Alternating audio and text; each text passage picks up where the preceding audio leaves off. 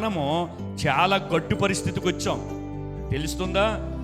చాలా కఠినమైన పరిస్థితులకు వచ్చాం. అపోస్తుల కాలములు ఏదైతే హింస జరిగిందో జరగొచ్చు. ఆ పరిస్థితులు మనం వచ్చినప్పుడు ఇప్పుడు మనము కనుక తెగించి నిలబడగలిగితే ఆ వ్యక్తి ఎవరో తెలుసా? ప్రార్థనతో తన జీవితాన్ని కట్టుకుంటున్నవాడే. అంతేగాని ఇప్పుడు ఏదో జరిగింది, క్రైస్తవులకు గెలివిలి జరిగింది, ఓ మంచి సేవకుడిని వారు ఏదో చేసేసారని అనుకుంటున్నారు. క్రైస్తవులుగా మన విశ్వాసం ఏంటో తెలుసా? ఆయన్ని మనము కలుసుకుంటాం. దేవునికి స్తోత్రం, హల్లెలూయా. ఆయన మనం కలుసుకుంటాం. అయితే అయితే మన ఆత్మీయ జీవితం ఎలాగుంది, మనం ఎలా చేయగలుగుతున్నాం ప్రార్థన? అప్పుడు మీరు అనుకుంటారు, ఆయనకి ఎవరికో జరిగింది, మనకేంటి? ఆయన ఎవరో ఒక పాస్టర్ గారు చనిపోయాడు, మనకేంటి? ఆయన ముఖం చూసామా? ఆయన మనతో ఎప్పుడైనా మాట్లాడామా? ఆయనతో ఎప్పుడైనా ఫోటో దిగామా? ఆయన ఎప్పుడైనా సరే మనకి ఏదైనా ప్రార్థన చేశాడా అని మీరు అనుకుంటే తప్పు.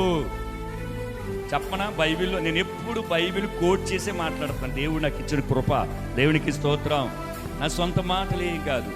ఇప్పుడు నువ్వు అలాగనుకున్న ఒక వ్యక్తిని స్త్రీనే చూపిస్తాను మీకు. బైబిల్ దీనవసరంలో మన వాక్యంలోనికి వెళ్ళాలా? చూడండి, యూదులందరిని చంపేయాలని ఒక ఆజ్ఞ జారీ చేయబడింది. అర్థమైందా? ఏ పుస్తకమో? ఎస్తేరు అనగా నక్షత్రం.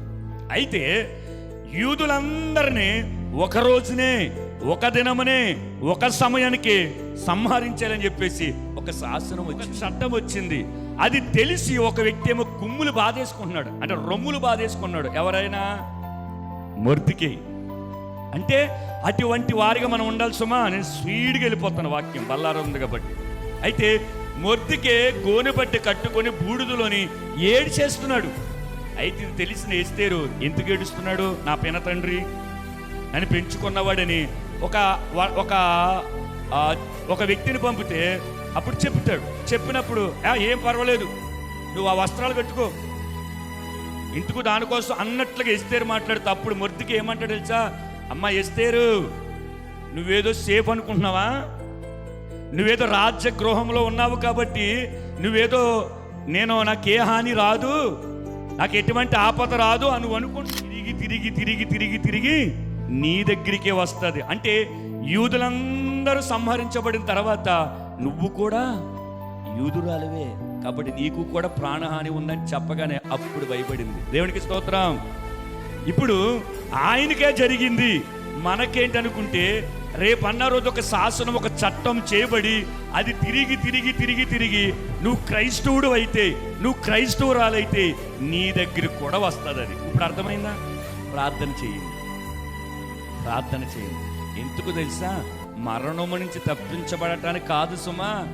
అలాగా మనం కోరుకుంటే యేసయ్యకి ఇంకా మనం దూరంగా జరిగిపోతామని అర్థం. అంతేనా? యేసు ప్రభుల వారి దగ్గరికి వెళ్ళాలంటే భౌతికంగా మరణించాలి. ఈ మరణం వద్దనుకుంటున్నామంటే యేసయ్యకు దూరంగా వెళ్ళిపోతున్నామని అర్థం. అలాగన్నానని చెప్పేసి ఒకవేళ ప్రాణం తీసుకున్నారు కాక ఆత్మహత్య పాపం. అర్థమైందా? ఆత్మహత్య చేసుకోకూడదు. అలా ఆత్మహత్య చేసుకోవాలనుకుంటే నేటి క్రైస్తువులు ఎంతమంది చచ్చిపోవాలి తెలుసా? ఎందుకంటే ఈ బాధలు పడలేక, ఈ అవమానాలు పడలేక, నిందలు పడలేక, ఈ కష్టాలు పడలేక, ఇవన్నీ పడలేక ఒకవేళ ఆత్మహత్య చేసుకుని చచ్చిపోవాలని కనుక బైబిల్లో రాసి ఉంటే మొట్టమొదటి ప్రప్రదంగా ఎవరు ఉంటారు తెలుసా? క్రైస్తవులే ఉంటారు. చచ్చిపోవాలనుకుంటే ఆత్మహత్య చేసుకుని, కానీ అది పాపమని తెలిసి దాన్ని దూరంగా పెట్టేస్తారు. అర్థమైందన్నమాట. అంటే ఇప్పుడు మనం ఏం చేయాలి? ప్రార్థన చెయ్యాలి, వద్దా? చెయ్యాలి, ప్రార్థన చెయ్యాలి.